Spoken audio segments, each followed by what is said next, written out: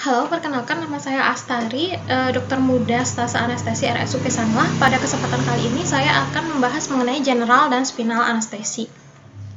Di mana kita mulai terlebih dahulu dari general anestesi. Sebagai definisi, anestesi merupakan kondisi hilangnya respon terhadap stimulus noxious yang bersifat reversibel. Untuk general anestesi adalah kondisi ketika anestesi dikaitkan dengan hilangnya kesadaran. Adapun untuk lokal anestesi, ketika kesadaran tetap ada selama proses anestesi. Untuk prinsip utama atau general dari anestesi adalah yang pertama untuk meminimalisir potensi bahaya baik secara langsung maupun tidak langsung dari teknik anestesi dan agen anestesi. Yang kedua adalah untuk mempertahankan keadaan sefisiologis mungkin selama proses pembedahan. Dan yang ketiga adalah untuk meningkatkan kondisi umum setelah operasi. Untuk medikasi pra-anestesi ditujukan untuk menghilangkan rasa cemas seperti contohnya benzodiazepin, untuk mencegah reaksi alergi sebagai contohnya adalah obat golongan antihistamin, untuk mencegah mual dan muntah adalah golongan obat antiemetik, lalu untuk memberikan efek analgesik adalah golongan obat opioid, lalu untuk mencegah keasaman dari lambung diberikan obat golongan PPI atau proton pump inhibitor, lalu untuk mencegah bradikardi diberikan atropin. Berikut merupakan beberapa stadium dari tahapan anestesi. Yang stadium 1 merupakan tahap analgesi, stadium 2 merupakan tahap eksitasi, stadium 3 merupakan tahap pembedahan di mana terdapat 4 plan dalam stadium 3 ini. Lalu stadium yang terakhir adalah stadium 4 yakni tahap kelumpuhan medula, di mana terjadi kelumpuhan pada pusat pernafasan dan sirkulasi yang letaknya di medula oblongata. Untuk stadium 1 yakni stadium analgesi, di mana tahap ini dimulai dari anestesi diberikan sampai hilangnya kesadaran. Pada tahap ini, pasien masih sadar dan tidak ada pola tertentu dari pernafasan maupun gerak bola mata. Refleks faring masih didapatkan, yaitu pasien muntah jika dinding belakang faring disentuh, dan refleks ini menghilang pada akhir dari tahap 1 ini.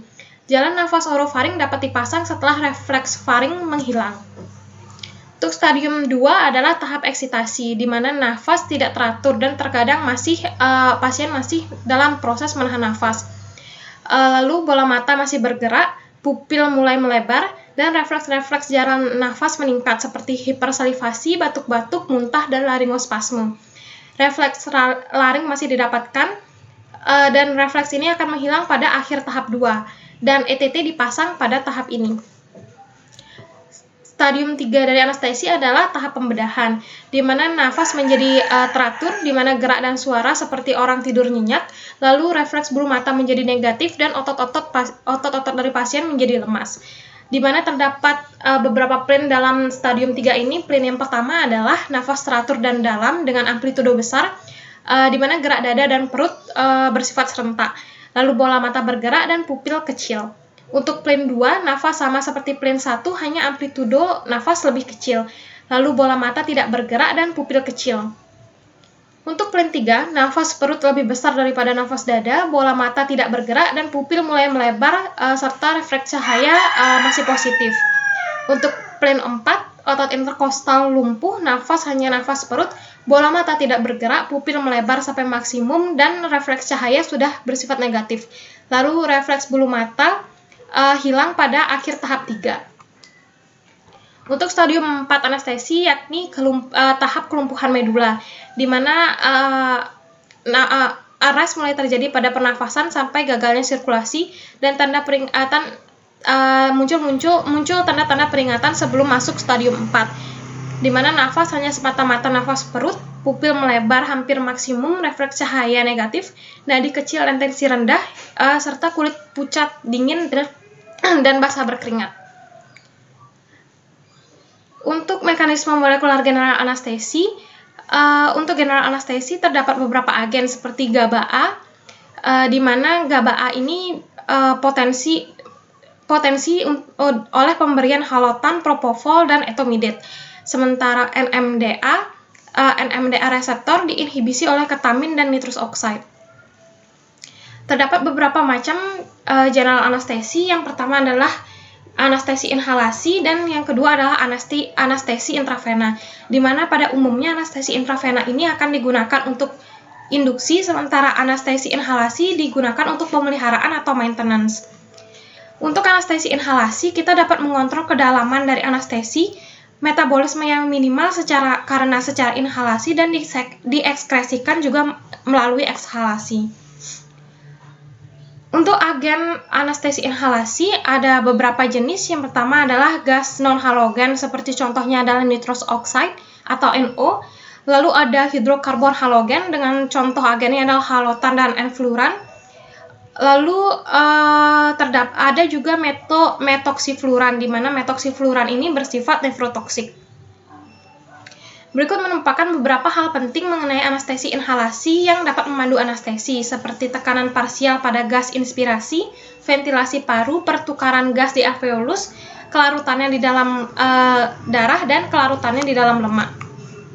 Untuk kelarutan agen anestesi di dalam darah dipengaruhi oleh koefisien gas partisi, di mana kita harus mengukur kelarutan di dalam darah, dan hal ini menunjukkan kecepatan dari induksi dan recovery dari anestesi inhalasi. Apabila agen tersebut kelarutan di dalam darahnya rendah, maka agen tersebut akan lebih cepat mengakibatkan induksi dan menyebabkan recovery. Contohnya adalah NO atau nitrous oxide. Sementara apabila kelarutan dalam darahnya tinggi, maka obat ini akan lebih lambat untuk menyebabkan induksi dan recovery. Contohnya adalah halotan. Selanjutnya merupakan komponen kelarutan dalam lemak yang dipengaruhi oleh koefisien gas partisi juga, di mana penting untuk mengukur kelarutan di dalam lemak atau lipid yang menunjukkan potensi dari anestesi inhalasi. Apabila kelarutan di dalam lemak tinggi, maka akan semakin tinggi potensi anestetiknya. Contohnya adalah halotan. Sehingga sebagai kesimpulan, halotan itu merupakan agen dengan potensi anestetik yang kuat, akan tetapi butuh waktu yang lama untuk induksi dan recovery-nya. Komponen selanjutnya adalah MAC atau minimum alveolar concentration, di mana nilai dari MAC ini menunjukkan potensi dari suatu anestesi inhalasi. MAC dicari dari konsentrasi minimal anestesi yang ada di alveolar, di mana dari konsentrasi tersebut 50% pasien berespon terhadap efek anestesi. Dosis minimal yang cukup untuk memberikan efek anestesi pada 50% dari populasi ini juga merupakan definisi dari MAC. Sebagai contoh adalah paracetamol memiliki efek analgesi di 500 mg, sementara untuk opioid membuat efek analgesi dalam dosis 10 mg, di mana MAC lebih rendah menunjukkan agen tersebut lebih poten. Selanjutnya adalah efek kedua gas atau second effect of the gas. Jadi nitrous oxide, kelarutan dalam darah tersebut adalah bersifat rendah, sehingga lebih cepat dari proses induksi dan recovery-nya. Kemudian bisa diberikan juga bersama dengan anestesi halogen seperti halotan yang poten. Dengan demikian ada efek kedua dari gas tersebut, selain poten tetapi juga cepat dalam induksi dan recovery-nya. Selanjutnya adalah hipoksia difusional, di mana ketika pemberian nitrous oxide ini dihentikan, maka gas NO ini akan berdifusi masuk ke alveolus, lalu melarutkan oksigen di paru, sehingga bisa menimbulkan efek hipoksia difusional. Hal ini mengakibatkan kita harus memberikan oksigen 100% setelah pemberian nitrous oxide ini diberhentikan. Selanjutnya adalah mengenai spinal anestesi, di mana per definisi spinal anestesi ini merupakan jenis anestesia regional neuroaksial, di mana obat anestesi lokal diinjeksikan pada cairan cerebrospinal yang mengelilingi medula spinalis. Tindakan ini diindikasikan pada operasi pembedahan bagian abdominal bawah, inguinal, urogenital, rektal, dan ekstremitas bawah. Untuk kontraindikasi dari tindakan ini terdiri dari kontraindikasi absolut dan kontraindikasi relatif. Kontraindikasi absolut yang dapat ditemukan pada pasien seperti pasien menolak, infeksi di lokasi penyuntikan, peningkatan tekanan intrakranial, hipovolemia berat, dan koagulopati. Selanjutnya adalah beberapa efek pada sistem organ. Yang pertama adalah sistem organ saraf, di mana tindakan spinal anestesi ini dapat memblok efek simpatis, sensorik, dan motorik. Di mana untuk diferensial bloknya, blok simpatis terblok pada 2 segmen di atas blok sensoris dan beberapa segmen di atas blok motorik. Di mana untuk efek simpatis terlokalisir pada daerah torakolumbal dan parasimpatis pada kraniosakral. Selanjutnya dari sistem kardiovaskular, tindakan ini dapat menyebabkan efek vasodilatasi yang selanjutnya akan menimbulkan hipotensi, namun dapat diatasi dengan pemberian cairan dan vasopresor. Sementara untuk efek bradikardi dan vagal refleks dapat diatasi dengan pemberian sulfas atropin intravena. Untuk efek pada sistem respirasi dapat menyebabkan penurunan kapasitas vital, namun volume tidak tetap. Lalu pada sistem metabolik atau endokrin akan terjadi penurunan stres sebagai respon dari pembedahan, di mana hormon stres yang dipengaruhi adalah seperti kortisol, epinefrin, norepinefrin, dan vasopresin. Selanjutnya untuk efek pada sistem organ pencernaan dan urinarius seperti yang terlihat pada slide. Sementara untuk komplikasi dari tindakan ini seperti terjadinya high spinal, henti jantung, retensi urin, anestesi dan analgesia yang tidak adekuat, toksisitas obat anestesi lokal, nyeri punggung, PDPH, cedera neurologis, meningitis dan arachnoiditis, abses epidural, TNS, menggigil, pruritus, serta mual dan muntah. Untuk persiapan secara umum dapat disiapkan alat resusitasi, intubasi dengan mnemonik statik, lalu pasien diposisikan sesuai dengan keinginan operator, namun biasanya yang paling sering dilakukan adalah pada posisi lateral dekubitus. Lalu kita harus identifikasi tempat penyuntikan dan dilakukan pemilihan jarum spinal dan anestesi lokal, di mana obat anestesi lokal yang sering digunakan seperti lidokain, tetrakain, bupivakain, ropivakain, dan kloroprokain. Untuk statics merupakan suatu mnemonik dari scope, tube, airway device, tape, introducer, konektor, dan juga suction. Dimana ini merupakan ilustrasi posisi saat operator melakukan tindakan spinal anestesi. Yang paling sering adalah pada posisi lateral dekubitus pada gambar sebelah kiri. Ini merupakan ilustrasi lokasi tempat penyuntikan yang dilakukan. Biasanya disuntikan antara L3 atau L4 atau antara L4 dan L5. Berikut merupakan gambar jarum spinal yang dapat dipilih, dan berikut merupakan jenis obat anestesi lokal yang terdiri dari golongan ester atau amid dengan maksimal dos dan durasi kerja yang bersesuaian dengan agen anestesi lokal yang digunakan. Sekian pembahasan mengenai general anestesi dan spinal anestesi yang dapat saya sampaikan. Terima kasih atas perhatiannya dan sampai jumpa di kesempatan selanjutnya. Dr. Krishna, thank you very much for demonstrating this procedure for us.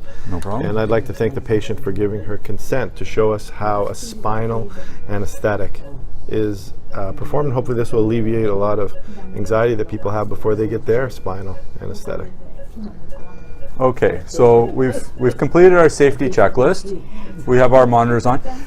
So the first thing we're going to do is we're going to give you some relaxing medicine, okay? Just to help you're not going to sleep from this medicine, it's just going to help you calm down a little bit, okay? Take away a little bit of the stress. Is your IV on this side? That's some oxygen.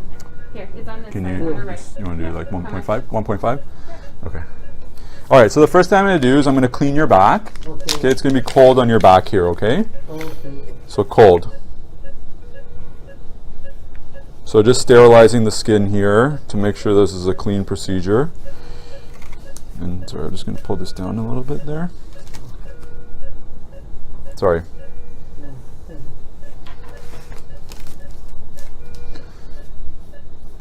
Okay. All right, and now it's just going to take us a minute to get everything set up here, okay? Just keeps everything sterile.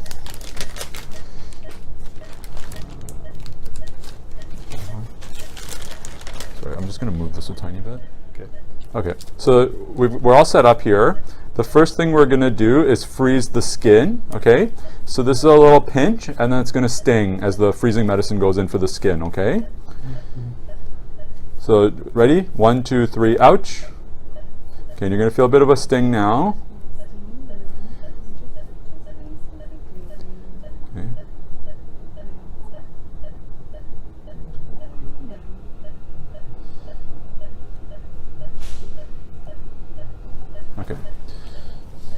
You okay? So that's usually the worst part, okay? So now you'll feel some pressure. Okay.